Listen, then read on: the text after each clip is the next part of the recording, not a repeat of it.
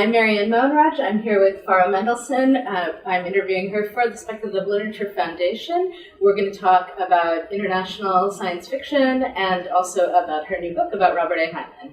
So, Farah, if we could start, you and I met, I think, probably at a convention in the US many, many, many years ago. And we don't see each other very often, since you live in the UK and I live in Chicago now. If you could talk a little bit about sort of what your background is. Do you identify as British, as, just sort of place for the readers, if you could sort of place yourself in the international I'll start by scene. telling you where I met you. Okay. I met you at WISCON. Okay. I was accompanying China Mieville because his girlfriend couldn't go. Ah. And they very nicely made me gluten-free dark chocolate cake that was so rich that I knew I couldn't eat it all. And I offered it to whoever would describe it to me. I ate the cake. You ate the cake and you described the cake to me. It was cake porn. It was wonderful. And we became friends over that. Nice. But there we are. Very nice. Okay, I think of myself as a British Jew. And I think of my national identity as British, which right now is really problematic because the United Kingdom is under serious strain. With Brexit. We're seeing the rise of nationalism in Scotland, England, Ireland, Wales, provoked in part by the rise of the right, but often with a left-wing movement as well. And for those of us who do identify as British, one of the most uncomfortable things is other people identifying us as something else. So even people I know and respect will talk to me as you English. And it's just not how I think, as I grew up in an internationalist left-wing family. I'm very pro-EU. I find it very difficult. And I think for Britain's Jews, British has been a very useful, embracing identity because English, Irish, Scottish had an ethnic component to it, whereas British did not. Well, that's really interesting. I know a lot of Jews for whom the current situation is really quite threatening, really quite challenging. Because if you're in England and you're Jewish, you are now, if Brexit happens, then that British identity goes away, or we lose the British identity because the UK will probably break up. That's right. We lose our access to Europe, which for those of us descended from long lines of refugees is why on earth would we want to do that? Right. There has been a rush of British Jews who can get citizenship in Spain or Germany, which are the two countries offering historic citizenships, to do so. Right. I don't have that option. My family are Russian, Polish. That's right. To feel trapped in a country that appears to be moving right rather rapidly. So I think the latest was this week. A Tory minister said that they would deport European citizens who hadn't achieved right to remain. Well, since they're making settled status very difficult for people without UK citizenship, that's a real threat. I don't want to be part of that. So what's happening at the moment is really quite scary. So, from my point of view, I was born in Sri Lanka, came to the US at 2. My parents naturalized fairly quickly, and my sisters were born in the US, but for whatever reason, they didn't quite get around to doing the paperwork for me. So I retained Sri Lankan citizenship and my green card for a very long time, and it wasn't really until first 9/11 happened and the accompanying Patriot Act, which meant that if I were convicted of any crime, I would be immediately deported. Whether I did the crime or not, if I were convicted, a misdemeanor, I would be deported to Sri Lanka. And that was very disturbing. And then, and I had, off and on had considered becoming a citizen. I've been in America since I was 2, but I didn't want to cut that tie. There was a very strong emotional connection there. We used to go back to Sri Lanka all the time when I was younger. I had many relatives there, and in America you have to renounce foreign citizenship when you become an American. They don't really do dual citizenship in the same way that other places might, and so. That abjurement felt very upsetting, actually. And it was only when I had children that I had my daughter in 2007 and had this moment of I have to put all of that aside now because I can't risk being falsely accused and convicted and sent to another country, right, and leaving her behind. So I became a citizen, which thankfully also I was no longer a starving grad student, so I could afford the $600, which would have been very difficult to manage. I went without health insurance for many years because I couldn't afford it, and it meant that I was finally able to vote. It had been very frustrating not being able to vote. That had been the main thing that over and over I've been like, I want to vote, I don't have $600, and so to explain just a little more of what's Yeah. going on, it's not $600 Yeah. in the UK. We're talking thousands, Yeah. and there are all It's sorts going of to put it out of wrinkles. reach for so many people. Right? My best friend from high school came to the UK when I think she was about 11.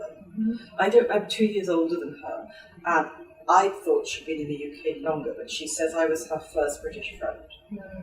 And she has 2 children, but she didn't marry the father of those children. And under UK law, because she didn't marry the father of the children are German. The fact that they were born here, neither of them speaks fluent German, they speak children's German. Right. Suddenly there's 3 of them, because they're now grown up, so she can't get them in under her right to Right. remain. There's 3 of them now having to apply for settled status. Right. And there's no guarantee you get it. It was made out to be something you do on the nod. They've made it difficult. You can only do it on an Android phone. You can't do it on an iPhone, for example. And people are getting turned down when they don't expect to. And the latest is that there's a case today of a woman being given to right to remain, but her 2-year-old being refused on the grounds she hasn't been in the UK for 5 years. And it's £3,000 to appeal that. So I saw that in the papers. It's appalling. It's just and it's getting steadily worse. Yeah. So the deportations of the Windrush citizens. This, I want to say we're heading towards fascism, but I kind of think we might be there already. And unless something changes dramatically at the next election, we're in real trouble. We're having this interview. We're both in Canada at Yes. Scintillation, which is a small convention in Montreal, and put on by Joe Walton. And it's a delight to be here, and I don't want to leave. All the Canadians are so lovely, and they look at us with such sympathy when they hear we're from America, and we're like, oh, and I'm like, yes, I know, and can we not talk about our healthcare situation right now, because I will cry. So, Actually, can I say something about healthcare? Of course. Science fiction. yes, please, let's take it to science fiction. Sorry, it's been nagging at me, and it dropped Yeah. today. We were talking on a panel a couple of days ago about the tendency of most writers who wrote space opera in the 1950s and 60s not to speculate about the future of social relations. But the key thing that I find American writers do not speculate on at all is the future of healthcare. It makes no difference what period a text is set in. I've just read one that's set 1,000 years hence, and healthcare is still on the American model. You pay for it, you have to have a job, you have to have insurance. It's bizarre. It's a really Very interesting. odd blind spot in American science fiction. I can think of one example, which is the Secretary General novels. I don't know if you ran across those. They're quite old. They're by an Irish writer. Oh, are they They're really? not an James White American is writer. Irish? I didn't know He's that. from Northern Ireland. Well, I do love them. They're hilarious. Doctors in Space. I'll give you a counterexample, which is in my own work, that my unpublished novel set in the same universe I'm working on has a South Asian doctor on a planet colonized, and she does still have to pay for medical school to some extent. It's subsidized, and it's an economic problem on a terraformed world. There's not a lot of resources, and so she has to go to her community for help. She comes from a working class community. So, and that puts huge stresses on her. It's essentially Jane Austen in space kind of things, where she ends up having to have an arranged marriage to help pay for her education. But patients don't have to pay for it. It's so at least that's some slight improvement. Anyway, let's talk a little more about international science fiction. I particularly would love to sort of have your perspective on a lot of South Asian writers I know have talked about the ways in which it feels like America dominates. They find that they feel that there's prejudice against them when they're submitting work to magazines, that intentional or not intentional, like perhaps it's simply that they're writing in a mode that the editors aren't familiar with and it's not coming across well. We talked to Silvia Moreno Garcia recently, who's a Mexican-Canadian writer, and she talked about how American publishing sort of looks to a certain type of magical realist story to come out of Mexico, and if you're writing something very different, more fantasy, science fiction, etc., so on, they kind of don't know what to do with you if you don't fit into that box. And so I would ask, as someone from the UK, do you feel that you face similar issues with American publishing? Do British writers encounter that? Is it an issue, or when you have a vibrant publishing industry of your own? It is, but it doesn't work quite that straightforwardly. Okay. I think I'd say that any young British writer has to think about which market they want to join. Oh, that's interesting. Because our biggest British writers in Britain haven't done necessarily very well in the States. Ian Banks never really took off in the United States. Terry Pratchett took forever to take off. Whereas there are other writers like Charlie Stross and Karen Travis who are far bigger in the United States than in the UK. And Karen couldn't get a publisher in the UK, which was outrageous, to be honest. She is superb. And in addition, if you're female, I would strongly advise you to stick to the States. Now, it's not quite so bad. Yes, I'm going to have to say this one flat out. Gollancz had a very poor record for publishing women writers. There was one year a few years back that both Neil and Paris and I saw coming. It was a year there were no women on the list, on the Arthur C. Clarke Award list. And both Neil and I had predicted it because we'd looked ahead to what was coming out. And that was the year that Gollancz submitted 30 books to the Clarke Award and only one woman. I didn't actually do. Gollancz dominates. I didn't do a proper introduction of Farah because we've known each other for so long, and so I assume that everyone knows that she is a prominent academic. She is served on the editorial board of Foundation, was it? And then at one point, I feel like we were talking about writing for that. I was editor of Foundation for 6 years. You were editor of Foundation, that's right. I'm now one of the background people for the Journal of Fantastic and the Arts. I've been a judge on the Tiptree Award, the Clarke Award. A couple of others I've lost track. have taught science fiction for many years. For many years in the Academy, yes. And published several books. I think the first one of yours I read was Rhetorics of Fantasy, which gave me some very useful frameworks. It's 10 years old this year. Is it? I was really shocked when I realised it's still in print. You should have a book birthday party. If I'd have remembered in January, I would have done. It's not the same year. We could do an online book birthday party. So, but I think I was quoting it, actually, you weren't in the room, but I was quoting it on a panel yesterday as we were talking about the distinctions between magical realism and fantasy and fantastic magicalisms and all kinds of things. But I think those frameworks you offer are very useful. I'd like them to permeate out more beyond the Academy to the casual reader. And, they have. So yes. No, they actually have. The success of that book has been very unnerving. It's got to the point where the terminology I used is no longer being referenced to me. And I'm actually quite cool about that. It's become the norm. People talk about immersive fantasies with no idea they're quoting a book. Maybe we can get you to do like a one-page cheat sheet for the SLF site, and then it's the introduction. So I'll talk to her. The book started as an article, and the article became the introduction. You can read the introduction and skip the entire rest of the book. The book is just an explication and exploration of those ideas. All right. Well, we'll get it up there. Where are we going with that? We're going somewhere. We're talking about the markets. We're talking about the markets and women in the field. Yes. So the problem was Gollancz, the biggest author, just did not publish very many women. And something I had not understood, and I don't think many people understand this, Gollantz's masterworks are only drawn from their own list. I didn't know that. No. I found this out from Joe Fletcher.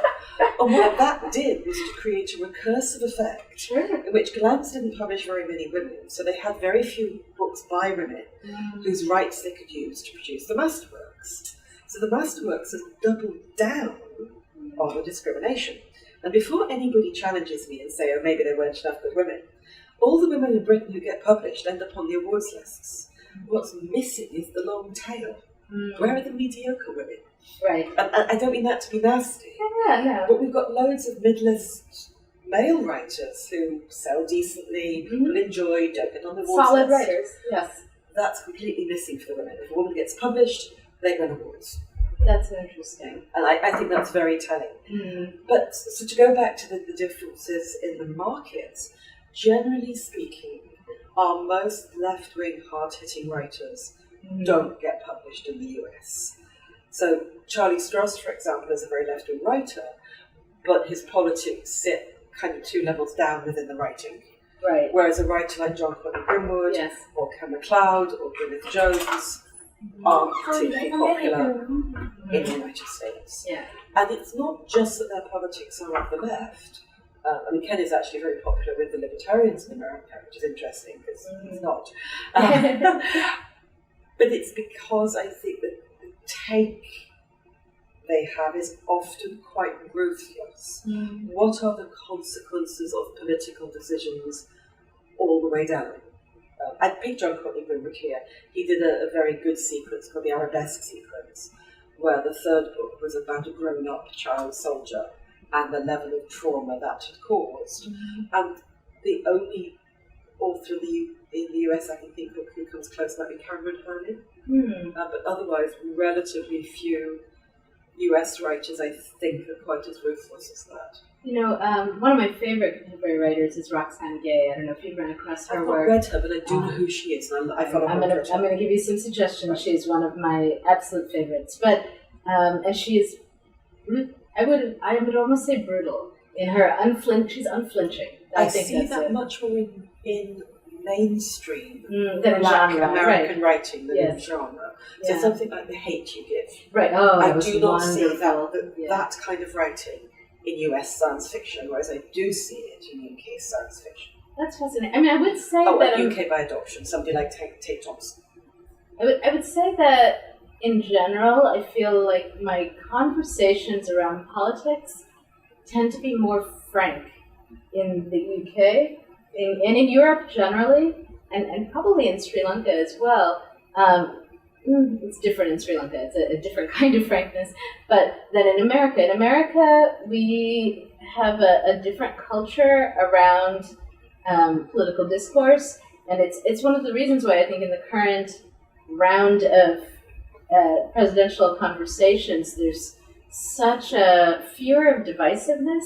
And there's a great line in Hamilton about how he'd rather be divisive than indecisive. Yes. Right. And I think it's a very pointed rebuke to the America generally, that we shy away from that kind of overt, I fiercely disagree with you and this is an important thing and we have to have it out, right? We didn't have that in the UK. I mean, there is that long tradition of not talking about religion at the table, which I tracked down to a law that was passed at the end of the 18th century during the French Revolution, in which it became illegal to have unlicensed religious or political gatherings. And that actually created that model where you don't have these conversations in public. And Brexit's been stifling. You spend the first part of any conversation with somebody new, kind of gently feeling out where people stand. And I think that's not something Brits are all that used to in them. I'm not saying that haven't been subjects we don't talk about. The racist uncle is as much of a trope in the UK as it is anywhere else. But there's been nothing that could split families quite so passionately for a long time. Is what's happening in Brexit. That's really interesting. And now I'm going to have to go away from this and think about, are there American science fiction writers who approach politics in that very frank, very unflinching sort of way? I wonder whether some of the newer environmental writers, like, Paolo Bacigalupi, I feel like is aiming in that direction, right? I really like his YA work. Right. So really Shipbreaker, I thought was wonderful, and I think, I think Wind Up Girl has some other issues that we could discuss, but in the sort of larger project of it as environmental forecasting futurism, I'm not sure if that's the right term, but he was it's dystopian in many ways. That made him attractive for me. So I was doing a talk at the Children's Literature Association a couple of years ago, and it's named after somebody who was a peace worker, so I was looking at peace and conflict resolution. And what struck me about his work that stood out in the YA field generally was that he was willing to look at the way the West pushes its poverty Easters. And that was highly unusual, because one of the things I really dislike about Western dystopian YA fiction is that it turns us into the victims. We take the Hunger Games, and I've seen the piece recently about the whiteness of the Hunger Games, the way the treatment of black sectors are ignored in the book. But there's a tendency in YA dystopian fiction to impose on the heroine the things that in real life our countries would impose elsewhere. And Bacigalupi's series is one of the very few that really took that on board, that went to look at what elsewhere really experiences. And I thought that was interesting. I mean, that's a sweeping criticism. But I do find that a lot of YA dystopia is very inward-looking. I mean, I adore the Hunger Games, which is not to say I don't agree with you on that point, right? I think that aspect, that's probably right. I should say, my take on the Hunger Games is rather distorted. I read the Hunger Games just after I'd finished and sent to press my book on children's teen science fiction. Like literally just after, which is why it's not in there. And it was far too like other books I'd already read for that book. It's not terribly Are you talking about the trilogy or just book one? The first one.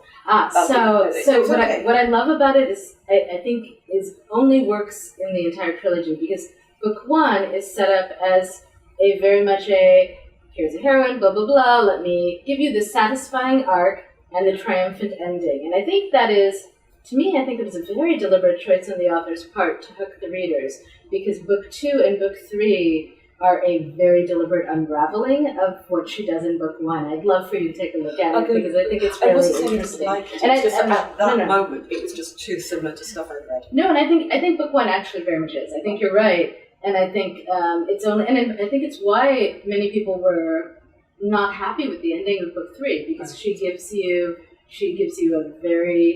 a much darker take on all of it, among other things, and I think a much more realistic take. So anyway, going back to internationalism, can I ask, do you feel like, is there a sense of America as the 20-pound giant, or maybe that's not the phrase, but the, I know we're here in Canada right now, and the Canadian Arts Council goes to great efforts to support their local artists, to give grants and so on, because it is so, I think, hard for them to compete and be visible, given the money behind it, especially now that it has TV and film and Hollywood all kind of like intertwined with the distribution channels and so on. There's massive financial concentrations in New York and LA, and that has to sort of distort the playing field, right? So it does and it doesn't. So until relatively recently, the late 90s, the importation of American books was expensive. So either you waited for Europe for the UK edition, or you went to one of the import shops. But there was plenty of space for UK paperback fiction. Magazines, not so much. We've still got it, but it's not as vibrant as the major American magazines. I think small presses really change things. I'd shout out here for Ian Waits at Newcon Press, and PS Publishing is the other one who do a lot of good stuff. And as the price of micro-publishing has plummeted, that has made far more things available. Ebooks in addition makes it easier to make material available. So it's not as much of a behemoth as you might expect. And there is also a real difference around cultural tastes that I think may actually affect the YA market even more. So for all that sometimes I kind of complain that we get too much American YA literature, because British teen culture is so very different to American teen culture, and its values are so very different, it does leave a fairly large gap. It's not going to be an automatic trade in that way. What was the title of your? I haven't read your book on. You've got two books on British and on children and YA. Okay, so the science fiction one is the Intergalactic Playground. Okay. And the fantasy one is just the Cambridge Introduction to Children's Fantasy Literature. Okay, and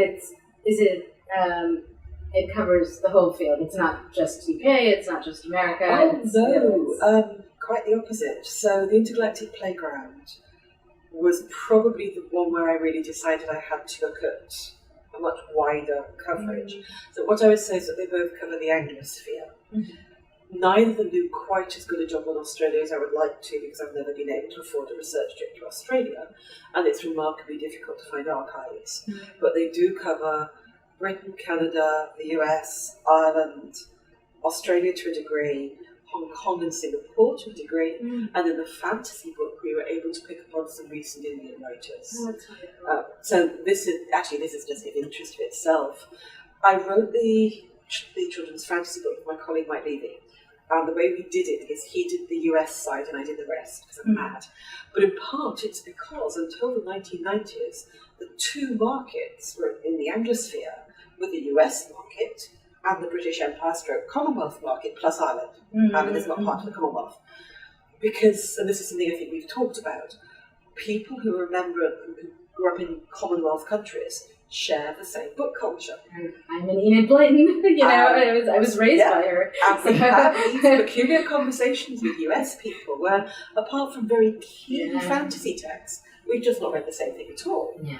So Mike and I, with the fantasy book, were able to give a sense of those threads. And to mention Canada, we're able to look at when Canada shifts from being a market intertwined with the UK market to being a market intertwined with the US market. And that shift takes place in the late 1990s. That's fascinating. And so now Canadians will complain about too many American books, whereas they used to complain about too many British books. And I'm going to drop this one in. So I wrote the part of the interactive playground whilst I was in Canada in the winter. And I got to live through a day thaw in Canada. Which is? You start off with 6 foot of snow, and by 2 o'clock in the afternoon it's all gone and there's water absolutely everywhere. So you remember that scene when Edmund is walking behind the sledge? Yes. I went and checked. C.S. Lewis had a Canadian aunt. And that must be where the beavers come from. And I suddenly realised Narnia is set in Canada. And it was one of those totally trivial moments I was determined to get in as a footnote.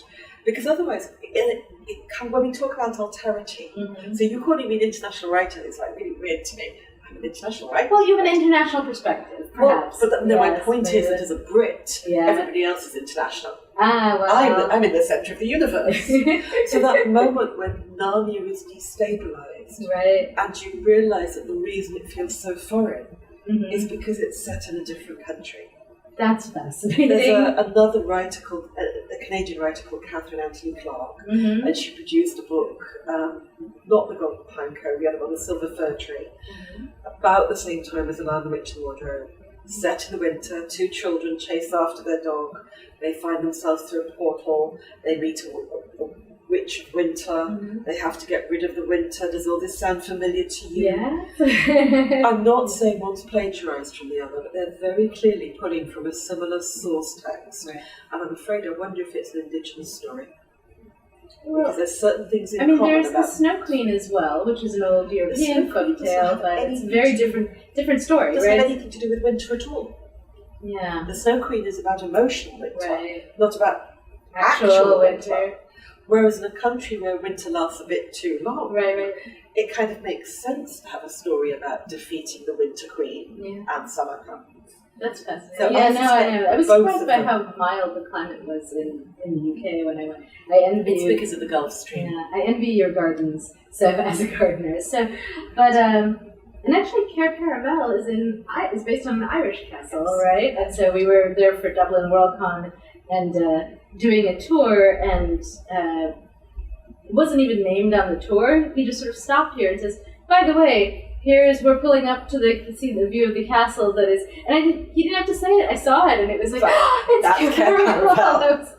I almost burst into tears. So he was remarkably good at landscape writing. Yeah, it was perfect. So maybe we can shift from here. I'd love to talk a little bit more about your recent work. So you chose to take on a perhaps contentious topic in that you have recently come out with it's The Pleasant Profession of Robert A. Heinlein is the title, and a biography? No, it's not a biography, right? It's more of an analysis of overview of his books? You better talk about what it actually is. Okay, so should I talk first about why I even wrote it? Yes, and what drew you to that topic? And okay, so I came to science fiction because I was staying with my dad when I was about 12 and I ran out of books. And a friend of his who collected books to give to charity gave me a huge suitcase of books he was about to give away. And in fact, he was a science fiction fan. He'd taken my father to conventions when they were kids. And there was this big suitcase, and he said, no, don't take them all. So I went to the lot. And I think my first Heinlein was from that pile, and I think it was Friday, which is an odd one to get That is a on. strange start. But I really liked it. Then I found Heinlein in the library, and by the time I got to university, I was reading lots of science fiction. I was lucky, somebody read my application form and gave me as my personal supervisor, the person in the department who was pushing science fiction and utopias on the history degree.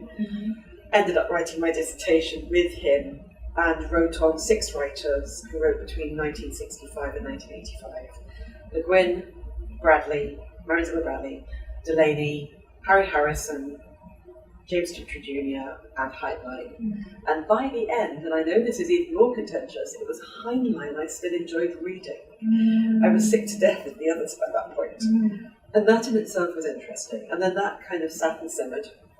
And I started my PhD originally on science fiction, and I didn't finish writing it on science fiction because I married my undergraduate and PhD supervisor, with whom I've written several books. But I got to meet George Slusser when I was doing some early research. Now, George was very right-wing. He would have voted Trump. He would be supporting the modern NRA. But we bonded over my love of Heinlein. And he said, you should write a book on Heinlein one day. And I said, oh yes, and forgot about it. And then the University of Illinois started their master's series of books about, which were 65,000 words long with a bibliography. The newest one out is by Gwyneth Jones on Joanna Russ. It's waiting to be at home. You will have to go buy it. It's out? Oh my god, it's just about this month. I'm going to abandon this interview and go read it. My husband wrote the one on Bouchold. They're great books. And I couldn't, that was it. I wanted to do Joe Haldeman, but it was already backed by Gary Wolfe. And Edward reminded me that I'd always wanted to write on Heinlein. And I said yes, and I put a proposal in, and I did a very straightforward proposal, and then it got rejected for being very straightforward. And I said, fine, but if I'm going to put in a different kind of proposal, I need to read the books first. And that's going to take a year. So how about we have this gentleman's agreement that this book is yours, you won't give the title away to anybody else, and I will write the book, and then we'll discuss it. And it's a good job we did it that way, because the book was supposed to be 65,000 words, the first draft was 180. Oh. Yes.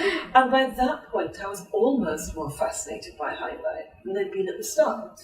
Because at the start, I was just writing Heinlein as an interesting writer, full of conflicts. People always tell me they know what Heinlein believes, and I can usually produce a story by Heinlein that says the exact opposite of that. But there are some strong threads through Heinlein. A love of the concept of the future, a fascination with social discourse and social change that's quite unusual for a golden age writer. It's more normal for the previous period and for the 1960s, but it's not what you necessarily associate with golden age. A reputation for being a hard SF writer, but he isn't at all. Right. He is anti-racist, but has produced some appallingly racist pieces. Farnham's Freehold. I would not. We will pass over that book. Well, we might not, because Yeah. I became interested in what was it about Heinlein's construction of anti-racism that allowed him to write such a shit show. And I think it ties in with modern discourse, where we try to call out the act and the construction of the act. Because so much of what white people think is anti-racist can be damaging. And that's where Heinlein falls, if that makes sense. It does. I often get into these conversations about Rudyard Kipling that I feel, and H. Rider Haggard, that I think are in a very similar place, that you can see these glimmerings in their work at the end of King Solomon's Mines, or in the short story The Man Who Would Be King, where they are clearly struggling with the project of colonialism, with the place of the UK in these countries, with the racism, and yet at the same time, much of the rest of the work is just full-on racist, right? And so it's these arguments they're having with themselves that they may or may not have been even conscious of, right? So, and it won't surprise you to know Kipling was one of his top 4 writers. I actually adore Kipling, and I teach Kipling, but it's complicated. And this is part of it. So one of the problems with Heinlein is that what he wanted to be was a satirist and a social commentator. And one of the ways in which Franz Freehold goes wrong, in fact, is that he thinks he's writing satire and it doesn't work. So he bases it on Swift's A Modest Proposal. And once you know that, it makes sense, but it doesn't make it a good book. Okay? And I think one has to distinguish that. So I was fascinated by the fact that here was somebody who in some ways wrote really well and in some ways wrote really badly, who had wonderful ideas about women's role in the world, and yet could write really sexist stuff about women. It was just such a melange of ideas. And for somebody who, like me, is a historian, that's far more interesting than, I hate to say this, somebody like Delaney, who I kind of know what I've got. I love his work, but I don't feel that urge to tease it apart in the same way. And in addition, and this I don't think would have been true before I wrote Rhetorics of Fantasy, I've become very interested in, quite simply, the way the fantastic is written. And the more I read of Heinlein, particularly of the short stories, the more I decided he was simply underestimated as a line-by-line writer. That I think one of the problems is that Heinlein is one of those authors so easy to read that it's easy to miss that's because he's really good. Does that make sense? It makes sense. I think he's uneven. I think I would say that there are, in a panel yesterday, someone was, I had recommended Stranger in a Strange Land, right, and one of the other panelists, she was saying, well, there are these huge blocks where Jabal Harshaw is just talking and talking and talking, and she was finding it slow going. And I didn't get into it on the panel, but I was thinking about it and how, I would agree, for many of the blocks of Jabal Harshaw talking, they could have been edited, perhaps trimmed down, done something else there. But there are moments where, like the moment where he's talking about the Rodin sculptures, which blew me away. And I've reread them recently, and it's still brilliant. It's this moment. So Heinlein at his best is incredible. I would also say that what you've just said is also just a feature of science fiction. In what way? We are the genre where somebody monologuing for 4 pages is totally normal. There's a piece in Kim Stanley Robinson, Years of Rice and Salt, in which you could actually separate base metals from the instructions we are given in those 4 pages. You could do the thing. Yes.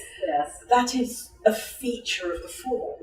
Now, we were talking last night about writing for different age groups. I would have quite liked to segregate writing for different generations, because I think there was a generation for which that kind of writing was more normal in other contexts. So The Guardian, for example, now has an article called The Long Read. But that long read, all their articles used to be that length. Right. So I think there's a shift in what people are willing to read. Oh, actually, I'll give you an even better example. It's taken me about 5 years to get to the point where I can watch YouTube videos on how to do things. Everybody kept recommending them. And I just couldn't do it. I know, my children are always like, why don't you just look on YouTube? I say that that's about learning to read in a form. Right. So your children may have trouble with that 4 pages of Jubal Harshal, where you and I loved it. Right. But we've had to learn to read YouTube. Yes, and I'm getting better at it. I actually do. My sister taught herself to swim with YouTube videos, and I was like, okay, if you can do that, I probably can figure out how to fix this toaster, right? So, exactly. And I think I first realised that, it's going to sound really odd, I first realised that you have to teach people reading technique when I ran into trouble the first year I taught publishing history, because I'd gone into it as a historian and forgotten I was teaching literature students. And when we got into the first class, it became clear they'd not done the reading, but not in a they've skived off way, in a they clearly hit a brick wall. Yeah. And I discovered they were reading every line of the journal articles. Well, of course they were. They're literature students. They're used to reading and analysing every line. And I'm a historian who's going, what's the argument, and what's the key evidence, and what's the conclusion, and does this all hang together? And I had to spend half an hour teaching them how to read a history article.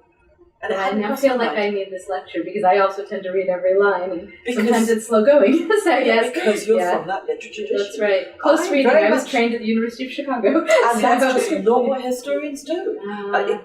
This is a complete segue, but when we were moving offices, they gave the literature academics about 50 crates each, and they gave the historians 3 crates each.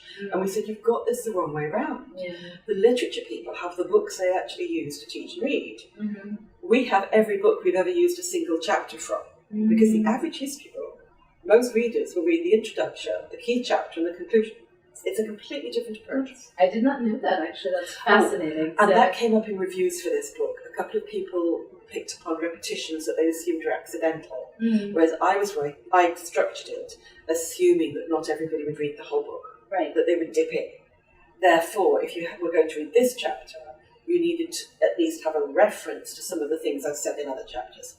I want to connect this a little to the international conversation because so I recently read for the Salam Award, which is a short fiction prize coming out of Pakistan, and I read dozens of stories, many of which were wonderful and very happy to help pick a winner. But the one thing that struck me is as I was reading these stories is they very much reminded me of the stories I was reading in the 1980s in newsstand copies of FNSF, Asimov's, etc., so on. They had very similar style, approach to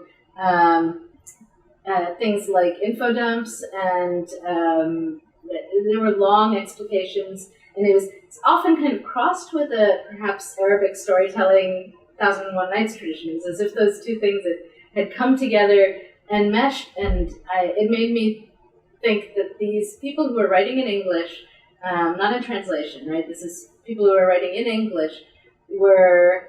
It made me wonder what they were reading and what had made its way of American science fiction fantasy to Pakistan, because I know in Sri Lanka, I was recently talking to Yudhanjaya Vijayaratne, who is a very promising young Sri Lankan writer, and he was talking about the ways in which he had just read Alec Neville Lee's Astounding and was prompted by that to go seek out Delaney, who he'd never read, and he was immersed in Clarke, of course, for Sri Lanka, but Heinlein and Asimov, Bradbury, the big names he knew and had read tons of it. He said Delaney was not on the bookshelves, right? You couldn't go into a bookstore and pick it up, and so he's now been able, thanks to ebooks, now, because otherwise the shipping costs would be prohibitive, right? Ebooks are a total game changer, right? And they're a game changer for minority languages as well. Right. I've got friends who work in minority languages who said it's actually led to an explosion of local writings.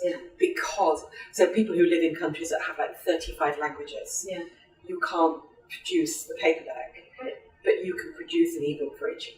That's right. Translation costs. This is one of our next big projects. Is that so? I know, or not even just translation costs, but you can produce a book for 500 people if you're producing it as an ebook. That's right. Yeah. But what I would say is I don't think it's wholly influence, because if you look at mainstream writers who dabble in genre, they do the same thing. And some of it, I think, is that there are techniques in science fiction that everybody develops in order to do the science fiction thing. Right. And we, in a creative writing class, we walk our students through this. Exactly. Right? So, and I think people often invent them for themselves. So I don't think it's wholly the influence, if that makes sense. It does, but I guess I would say at least some of the work that they're writing, it just seems like they haven't been exposed perhaps to people who have learned how to do it smoothly and well, right? And so they don't have the models for that. I don't necessarily mind that. I used to teach creative writing, and I'm not always very happy with the way creative writing is delivered. Not taught, that's slightly different, but delivered.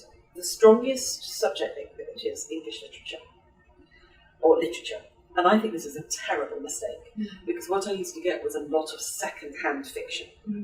And if they read modern writers, I still got second-hand fiction. And what you got was a kind of thin impression of the styles they'd read without understanding why an author had developed that technique. That the author's technique wasn't separate from the thing they were trying to say. The technique was part of the science fiction. So when I taught science fiction, there was one class that was called science fiction as technique, where it's the way it's taught. I mean, I'd actually rather see people doing creative writing, do as their minors, things like economics, history, philosophy, sociology, languages, anything but literature, anything. I feel slightly different at master's level, but at undergraduate level, I think it's a dreadful combination. Even if people say it's a wonderful one, it's just not. So I do think there's that when it really doesn't matter what they're taking it from. If it's not part of a purposeful attempt to write the science fictional or fantastical, it's still going to feel like shadow fiction. Does that make sense?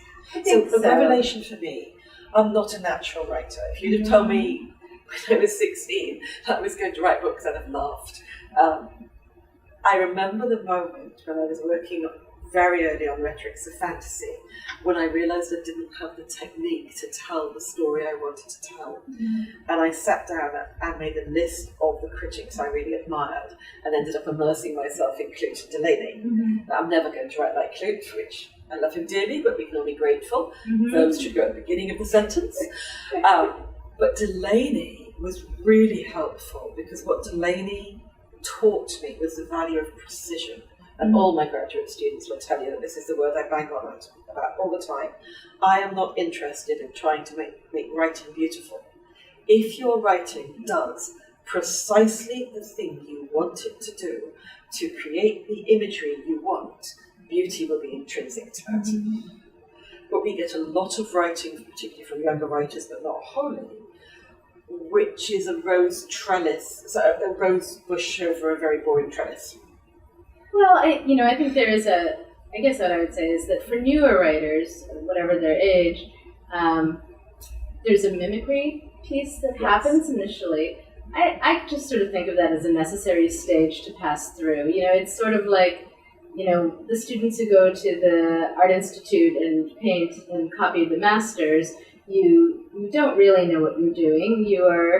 But in the process, it's like running scales on the piano or whatever else. You are exposing yourself to these different styles, and it's not very intentional. It's not intentional at all, right? That's my point. That is intentional. So when I set out to write fiction, which I did at first challenge, I did exactly what you're describing. I took an author I quite admired, literally took it apart, analysed how he did it, and copied. That's not really but that's not what I'm saying. I think those two things are related, whether it's intentional or not. I guess is that what I would say is that newer writers are often engaged in a process of mimicry. There was something that they loved. They sit down to write, and that's what comes to mind, and they are trying to reproduce it. And they don't have the skills yet. They don't have the technique, and they are not bringing their own thing to it yet. I'm all right with that because, at least for my students, it's so much of a struggle just getting things on the page initially. It's, the confidence, etc. So unlike the kinds of work you're talking about, for my students tends to happen much later in the process, years in fact. And I do like to try to teach it early, in part because I didn't learn it early. Yeah. 30 is quite late to learn to write. Yeah. I have 18-year-olds, so they have some time. 18 is what I teach, but what I'm saying is there are things I wish I'd been taught and talked about when I was younger that I tried to communicate. And I think one of the key ones is this issue that when you're writing, so the standard thing I was taught at school was that you should try to use different words and use a thesaurus. Okay, well, and all kids are taught it. And there's good reasons for that. Yeah.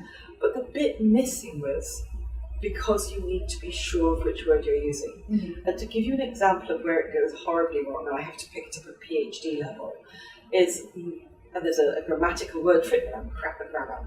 Most students don't know how to use their link words. However, therefore, because they sprinkle them like confetti and interchangeably.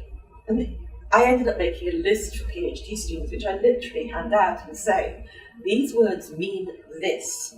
I expect you, before you hand in your rough draft, to have gone through and check you're using the right ones. Because there are things I'm happy to correct, and there are things I want to see corrected before they get to me. Sure. But it's things like that there's no reason I couldn't have been taught that at 14. Well, I think there are class issues. There's a whole working class kid.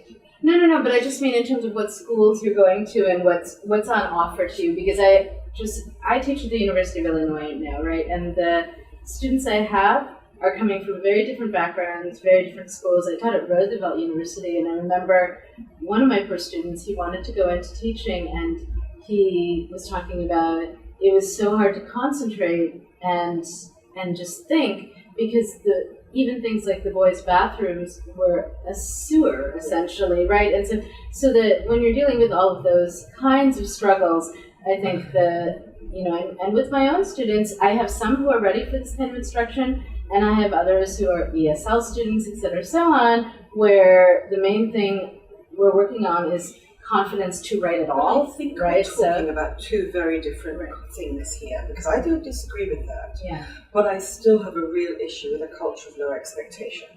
So I have very few good words to say about the Prime Minister, Tony Blair. But the one thing he did right in the UK was to stamp on the idea that poor kids could not do well. Well, that's not what I'm saying. No, I know you are, but no, that's what I'm trying to say. Yeah. And it's too easy to come back to me with the comments about distractions, etc., when I'm talking about the curriculum. And a lot of the curriculum I went through in literature was very empathy-based, was very identity-based. We never talked about language. I only started learning about the rhythms, the structures of poetry when I got hold of an audiobook of The Ode Less Travelled by Stephen Fry, which is superb and should be on the school curriculum. This wasn't a question of is it too difficult or not. This was literally like trying to play chess without rules. This was playing chess by admiring the chess pieces. So let me give you a curriculum. Well, and something we may just disagree on this, because I would just say, as someone who's been teaching creative writing for about 15 years now, in many different environments. I've taught at Northwestern, I've taught so like a whole host of things.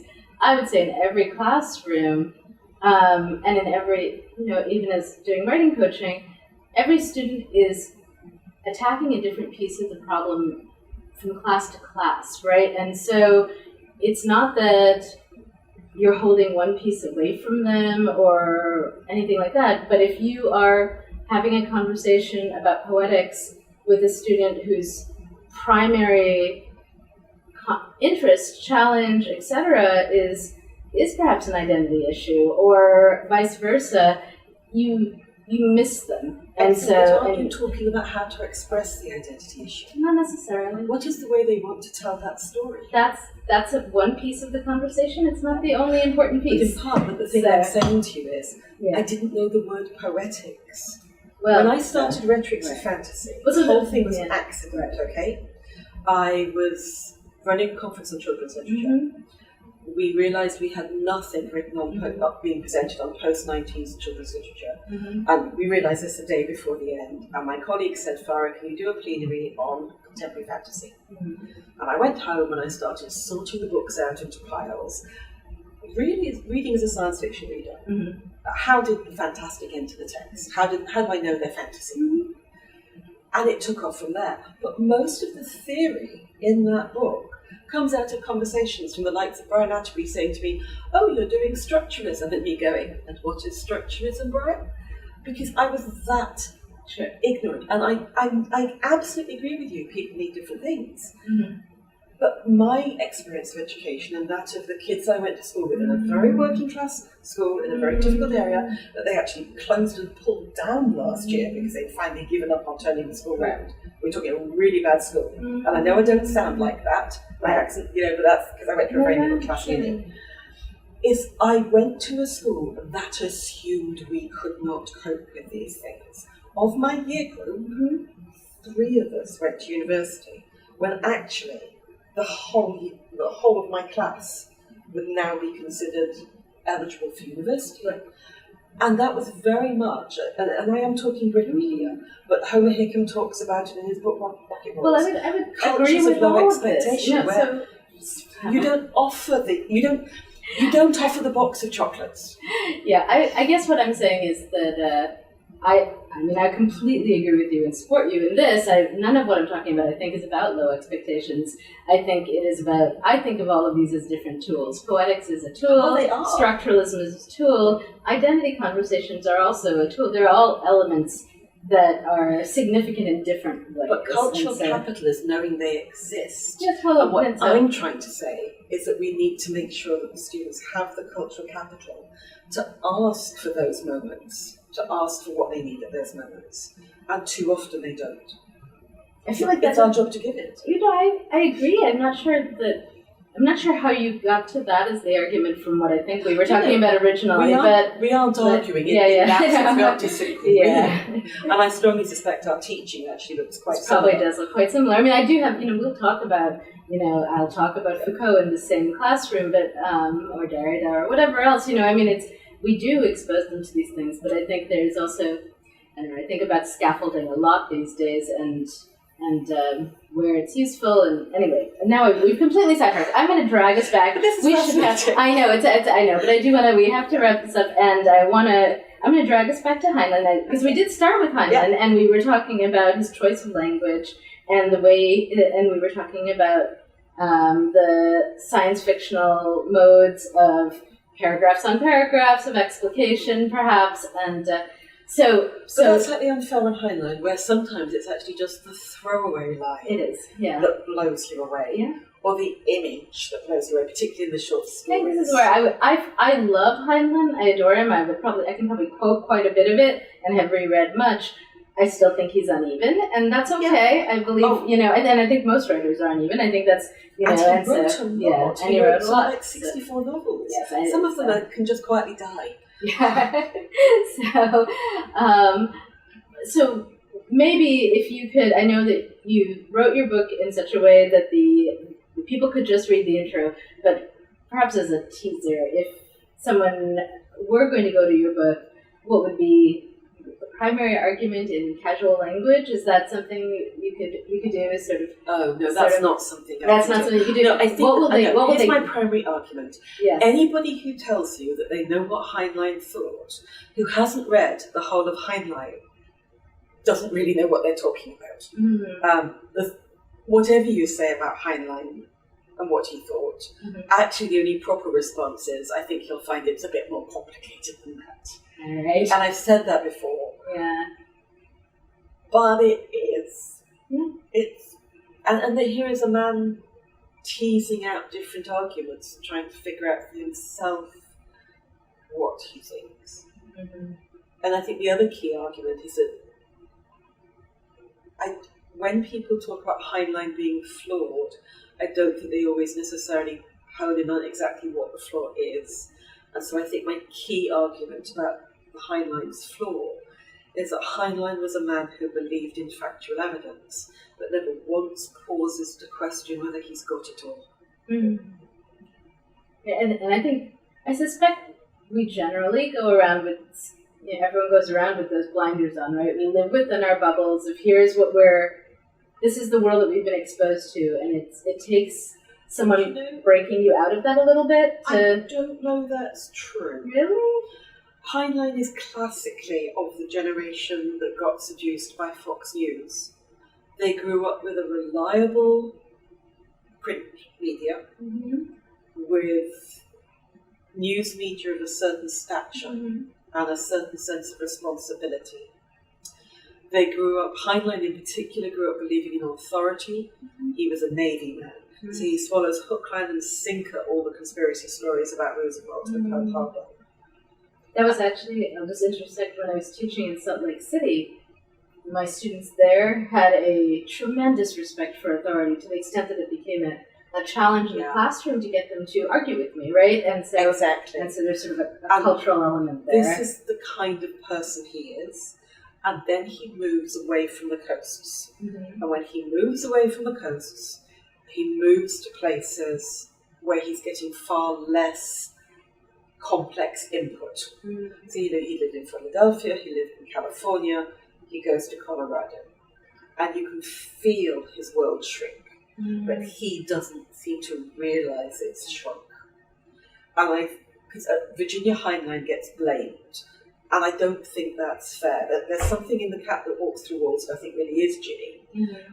But actually, I think it's absolutely that growing isolation from the wider world of politics, from lots of different types of people, because everybody who met him said that actually, as an individual, he got on incredibly well with lots of different types of people. But his life insulated from that. And I think it's that becomes the problem later on. Mm-hmm. So, an obvious one. Okay, so Job. It's a lovely idea. He is essentially riffing on an essay he wrote in the 1940s on America as neighbours and neighbourliness. Wherever Alexander goes, neighbours help him out. Mm-hmm. Well, that's fine if you're a white man. Yeah. And it's that moment when you say, Heinlein, you're right, except up to the point where you're not right. That's right. And that's where he falls down. And it seems to come from that insulation. It would be fascinating to talk to him and have him read Toni Morrison and then go back to that book and absolutely. I see, this is it. I have once or twice been asked with Heinlein and voted Trump, but the sad thing is I can't put my hand on my heart and say no. Yeah. He loathed the moral majority, yet he still voted Reagan. Yeah. And he hated the moral majority. He could not bear that religious term. Mm-hmm. But yeah. So it's a very difficult one.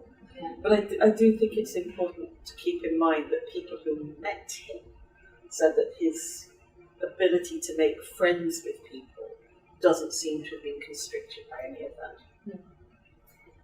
All right. Well, is there any last words that you'd like to add? Cats. Cats. He loved cats. He loved cats. Heinlein loved cats. So this is just the epilogue. But essentially, if you want to know who the heroes, heroines, and villains are in a Heinlein novel, follow the cat. Excellent.